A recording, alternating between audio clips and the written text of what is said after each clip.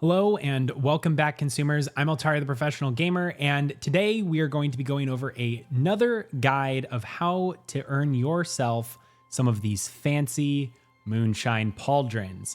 Moonshine Pauldrons give the Pacify 1 spell. In my personal opinion, I think it is one of the best spells in the game for its utility. It will allow you to put to sleep one enemy for a very low cost of stamina, and this pretty much recharges every 2 seconds. So you can put entire rooms to sleep with it before you aggro, and it allows you to really control what enemy mobs you are aggroing and what mobs you're not. So this is a very, very easy spell to get your hands on. All you have to do is go into a wolf infested cave and find Luna Wolf. Here she is in all of her resplendent glory, or gory. I don't know which one best describes her, but in this guide, we are going to detail everything you need to know in order to get the Moonshine Pauldrons crafted for yourself or any of your friends. So before we get started though, don't forget to like this video if this is helping you and you found it useful. Subscribe so that you can get notified whenever we come out with new PAX Day related content, guides, and just anything PAX Day. That's what we're here for.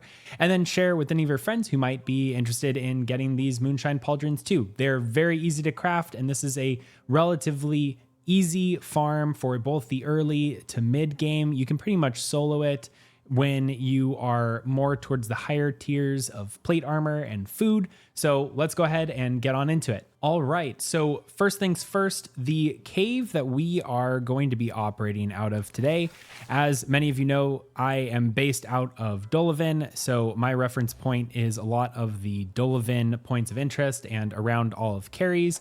But I know for a fact that Luna Wolf spawns in multiple different caves. There will be caves like this one in your home valley, as well as similar ones that will also have Luna Wolf spawning. And the point that you're going to be looking for are these caves right here. And there are many different types of caves in game. You can have caves that have Hellions and more like hell spawns. You can also have Inquisition. You can have wolves. You can also have some scary, spooky ghosts. But the one that we are going to be operating out of today is going to be this northeastern cave located in Dolavan. I have also done this farm over in the southeastern cave of Tremin, which both are located in Caries. Like I said, you can find these in multiple caves scattered across all of the different zones in game right now. Now, the pauldrons that we're looking at are right here, the Moonshine Pauldrons. They are what I would consider a iron tier armor, and they do give the Pacify 1 ability, which you can see right here. Place an unknowing target into a lulled state, reducing their awareness of their surroundings. Has no effects on enemies who already are aware of your presence. So Pacify 1 is different from Mez, which if you have it, you know that it can pretty much stun an enemy for an elongated period of time, even if they've already aggroed you.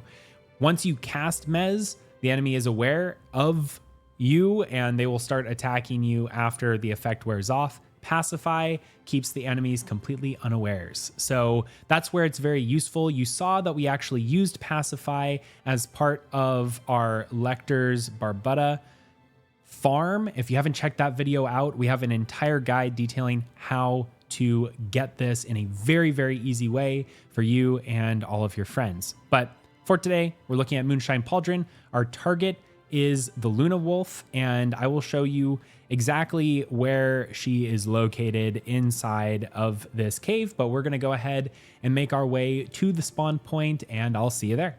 Just to give you a perspective of how to get there in a very quick fashion, we are at the front of the cave right now, and I will just give a little flyby of how to actually get in there. And as the light adjusts, that'll be easy. So like I said, you do want to just kind of hang as left as you can. You're going to get some wolf spawns here, and that is okay. You'll go through this little cave section right here, past everything on your left and right. There will be a couple of wolf spawns that you'll have to get your way through. And then past these, there will be a growler here as well. And then you'll get down to the water. Once you get to the water, you're going to hang left, and then the Luna Wolf spawns right here at this location. So it is pretty easy and quick to get there for at least this particular cave location in Caries. There are many other cave locations where Luna Wolf is able to be found, but if you find an identical cave section to this, you will most likely find Luna Wolf spawning over there. All right, there you go. All right, and here we are, and it does look like Luna Wolf has spawned. You can see her kind of off in the distance behind us here. And Luna Wolf is quite easily picked out for her characteristic white fur coat and yellow eyes. This is the Luna Wolf. She's probably surrounded by several different types of wolves, either growlers or just normal wolves. For this, since we are doing it solo, I am going to pacify the enemies just so that I don't mess up this recording. But just do note that you can easily do this with a group of 2 players. That's twice the number of bashes that you have.